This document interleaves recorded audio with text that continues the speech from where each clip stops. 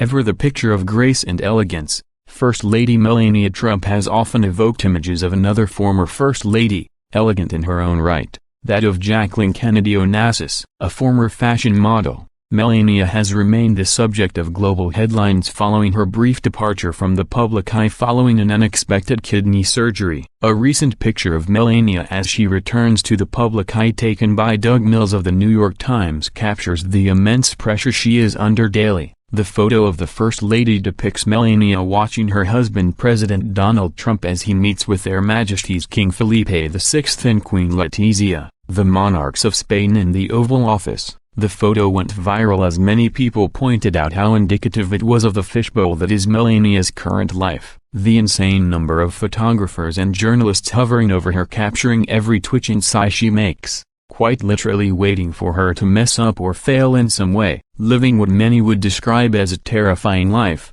It is all portrayed by this one incredible photograph as it depicts the insanity of the scrutiny of a public figure. One man tweeted that the press should not be allowed so close. He tweeted, "They really should not be allowed to get that close while she is sitting. I don't care if they have journalism degrees. Personal space should be observed as a right of decorum." Yet others made comparisons between Melania and Princess Diana. Princess Diana, known as the People's Princess, became the most hunted person of the modern age as the press pursued her even to her death. It was while being pursued by paparazzi that Diana, Dodi Fayed, the son of then owner of Harrods, Mohammed Al Fayed, with whom she was in a relationship, and driver Henri Paul all died during a car crash in Paris running from paparazzi. At Diana's funeral, her brother Charles Spencer stated, "It is a point to remember that of all the ironies about Diana, perhaps the greatest was this: a girl given the name of the ancient goddess of hunting was,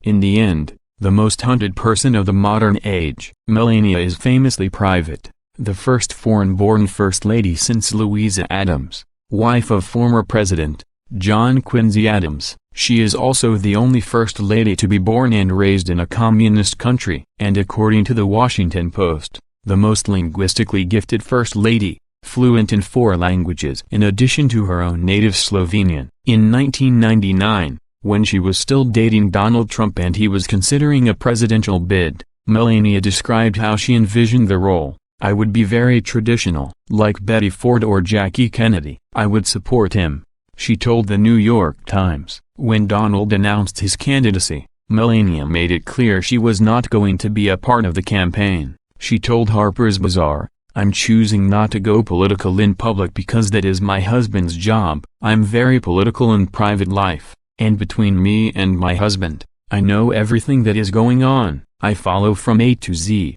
But I chose not to be on the campaign. I made that choice. I have my own mind. I am my own person, and I think my husband likes that about me." However, Melania has deigned to weigh in on a few political matters. One area she emphatically and unequivocally supports her husband in is on his stance regarding immigration. President Trump wants to deport some 11 million illegal aliens, and build a wall on the U.S.-Mexican border. The Trump administration has also recently come under significant fire regarding its implementation of the zero-tolerance policy, where those that choose to cross the border illegally into America be criminally prosecuted, no exceptions. Melania states of her own immigration to the U.S., "I came here for my career, and I did so well. I moved here. It never crossed my mind to stay here without papers. That is just the person you are. You follow the rules. You follow the law. Every few months you need to fly back to Europe and stamp your visa. After a few visas,